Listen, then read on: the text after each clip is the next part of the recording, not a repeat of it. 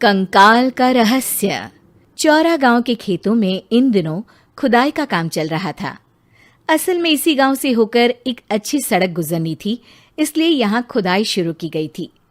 अचानक एक दिन खुदाई करने वाली मशीन से कुछ टकराता है। बाद में जब खोजबीन की जाती है तो वहां से 2 कंकाल मिलते हैं। पुलिस गांव के लोगों से पूछताछ शुरू करती है। आप लोगों को क्या लगता है ये किसके कंकाल हो सकते हैं? अरे साहब, हमें क्या पता ये किसके कंकाल हैं, आप ही लोग पता लगाइए। हम लोग तो बहुत ज़्यादा डरे हुए हैं। हाँ, हमारी फॉरेंसिक टीम अभी आ रही है। ये बताओ कि इस गांव के रहने वाला कोई जोड़ा गायब तो नहीं ना? क्योंकि शुरुआती जांच में तो ये बात सामने आ रही है कि एक कंकाल किसी पुरुष का है तो एक किसी महिला का। साहब, हमें तो बहुत डर लग रहा है। ऐसे कंकाल मिलने का मतलब गांव के आसपास ही किसी की हत्या हुई है या फिर किसी को जलाकर मार डाला गया है। हाँ साहब, हम अपने परिवार को लेकर बहुत ही ज़्यादा परेशान हैं। देखिए, आप लोगों की परेशानी हम समझ सकते हैं, लेकिन आप लोगों को पुलिस का सहयोग करना होगा, क्योंकि आपके सहयोग के बगैर हम ये पता नहीं लगा सकते हैं कि आखिर ये किसके कंकाल है और इनकी हत्या किसने की। ठीक है साहब, गांव के लोग आपका पूरा सहयोग करेंगे। हाँ साहब, पूरा सहयोग करेंगे। तो फिर ठीक है, हम अपनी जांच शुरू कर देते हैं। कुछ दिन बाद जांच रिपोर्ट आ जाती है। पता चलता है कि ये कंकाल करीब 20 साल पुराने हैं, यानी 20 साल पहले किसी जोड़े की हत्या कर शव को यहाँ पर दबा दिया गया था। इंस्पेक्टर राघव, ये बताओ कि 20 साल पहले की मर्डर मिस्ट्री क्या अब सुलझ सकती है? हाँ सर, क्यों नहीं। लेकिन अब सबूत और गवाह काफी मिट गए होंगे। मुश्किल तो होगी, लेकिन शायद किसी परिवार को इंसाफ मिल सके। इंस्पेक्टर राघव, आप बिल्कुल सही कह रहे हैं। किसी परिवार को तो इंसाफ मिलेगा ही और किसी को उसके किए की सजा भी मिलेगी। जी सर, मैंने तो जांच शुरू भी कर दी है। 20 साल पहले इस गांव के 2 जोड़े अचानक कहीं गायब हो गए थे। मैंने दोनों ही परिवारों के बाकी के सदस्यों से बातचीत शुरू की तो उन्होंने बताया कि उनके बच्चे शहर गए थे, लेकिन आज तक वापस नहीं लौटे हैं। लेकिन ये दोनों शव किस परिवार के सदस्यों के हैं, ये कैसे पता चल सकेगा? सर, मैंने डीएनए टेस्ट करवा लिया है। आज शाम तक इसकी रिपोर्ट भी आ जाएगी। अच्छा, ठीक है। उसी शाम को सर, डीएनए रिपोर्ट के मुताबिक ये दोनों ही लाशें चौरा गांव के रहने वाले प्रधान सुल्तान सिंह के बेटे और बहू की है। लेकिन इनकी हत्याएं किसने की है, ये कैसे पता लगेगा? इसी का तो पता लगाने की कोशिश में जुटा हूं सर। आज सुल्तान सिंह से मिलने भी जा रहा हूं। मेरा बेटा और बहू तो मेरे लिए सिर्फ यादों में ही रह गए थे। हमें उनकी लाशें तक नहीं मिल सकी थी। आज 20 साल बाद उनके कंकाल मिले हैं।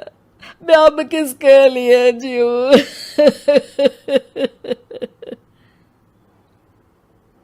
लेकिन सर, क्या आपकी किसी से कोई दुश्मनी थी? अपने बेटे बहू की हत्या के लिए आप किसे जिम्मेदार मान रहे हैं? अब मैं किसका नाम बोलूं? मेरी तो किसी से दुश्मनी नहीं थी, बस मेरे बेटे बहू को कोई वापस ला पाता।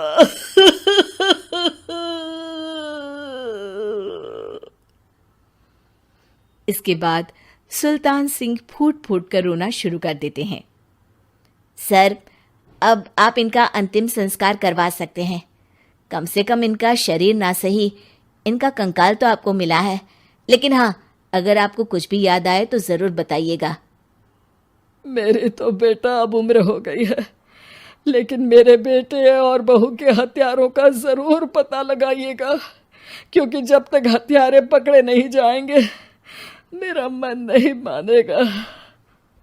सर, हमारी पूरी कोशिश रहेगी हत्यारे को पकड़ने की।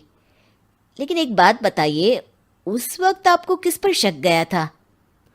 उस वक्त मेरे एक ड्राइवर को पकड़ा गया था, लेकिन सबूतों के अभाव में उसे छोड़ दिया गया था। अच्छा, और ड्राइवर पर कैसे शक हुआ था? क्योंकि उस दिन ड्राइवर छुट्टी पर था। उस समय लेकिन लाश क्यों नहीं मिल सकी थी? उस वक्त पुलिस ने बहुत कोशिश की थी, लेकिन दोनों की डेड बॉडी नहीं मिल सकी थी। ठीक है, हमारी तफ्तीश चल रही है, मैं फिर आऊंगा।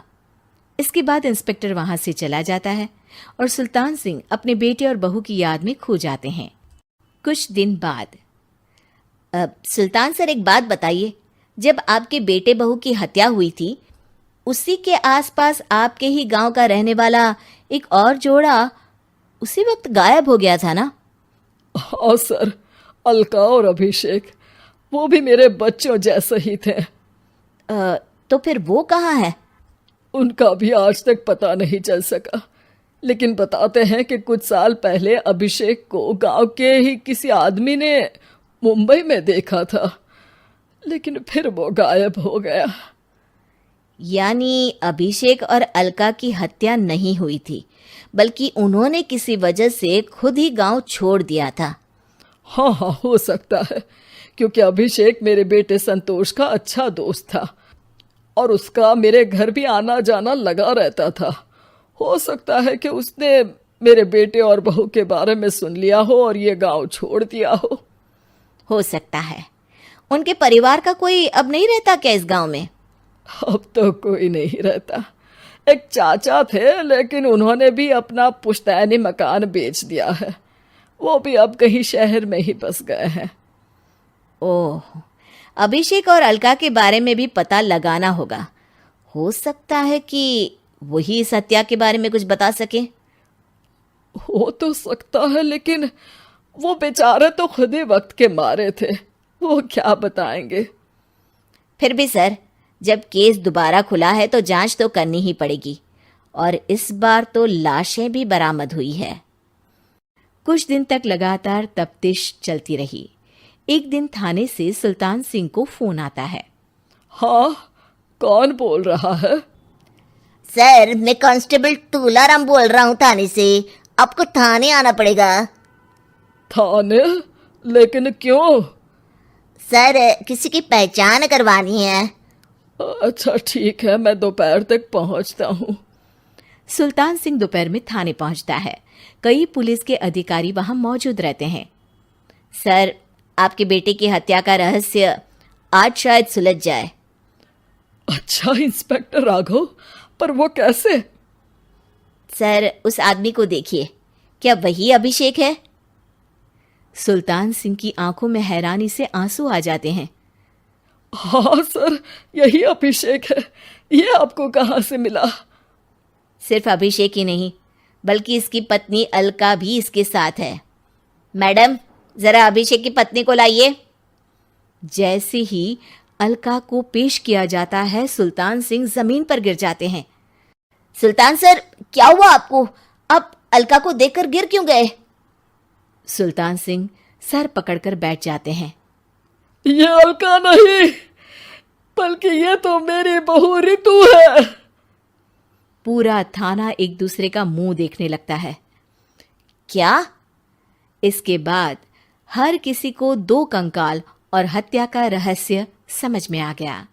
अभिषेक और रितु ने मिलकर संतोष और अलका की हत्या की थी और लाश को जमीन के नीचे दबा दिया था। आज 20 साल बाद इस हत्या का रहस्य खुल सका था कि अवैध प्रेम संबंध में 2 मासूमों की जान गई थी।